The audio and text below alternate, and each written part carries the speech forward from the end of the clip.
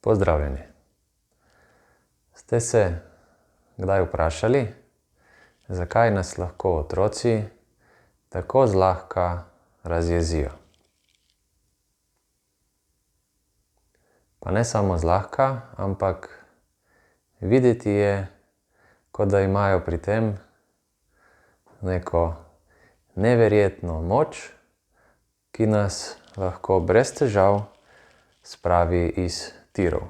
Torej, razjezi, ujezi in na nek način dvigne pritisk v nas samih. Iz kje izvira ta njihova moč?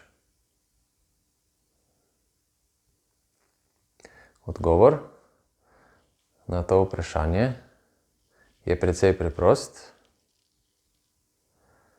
Je pa tudi res, da še veliko ljudi beži od te resnice.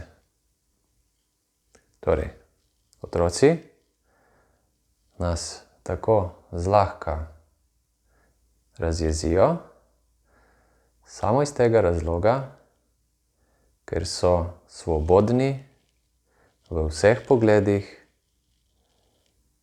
v katerih mi nismo. In dejansko, vsaj skozi naše oči, vsaj skozi oči staršev, izpade, kot da imajo veliko moč pri tem. Dejansko pa nam samo kažejo na našo nemoč oziroma na naš nepozdravljeni jaz. Torej, na nekaj, od česar vsi v neki meri bežimo. Od tukaj. In otroci, nič slabega hoteč, stopajo po teh naših nevidnih ranicah oziroma nezavednih spravljenih stvari.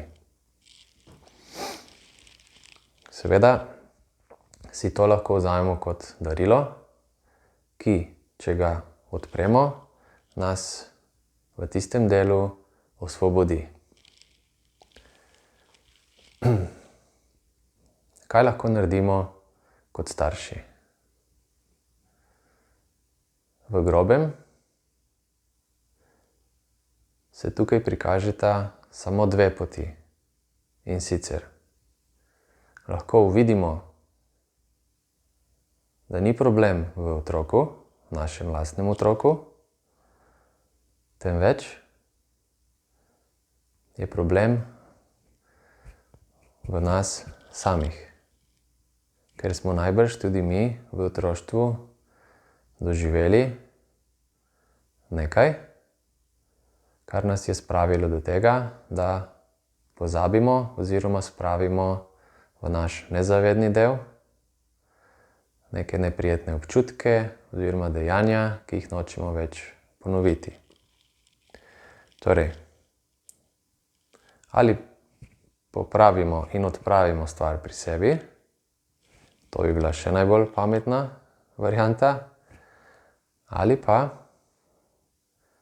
druga pot pa je, da našemu otroku ne dovolimo več početi tistega, kar nas moti. In na žalost se v večini primerov odločimo za to drugo možnost. In ta druga možnost privede, da bo naš otrok, ko bo podobno star ko mi, ponavljal iste, dajmo reči, napake oziroma vzorce vedenja. Zato bi bilo veliko bolje, da se odločimo za prvo možnost in stvari, ki nas motijo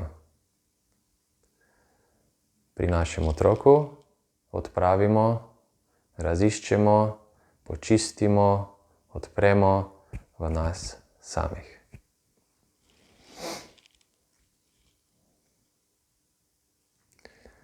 Pravijo, da sveta ne moreš spreminjati od zunaj.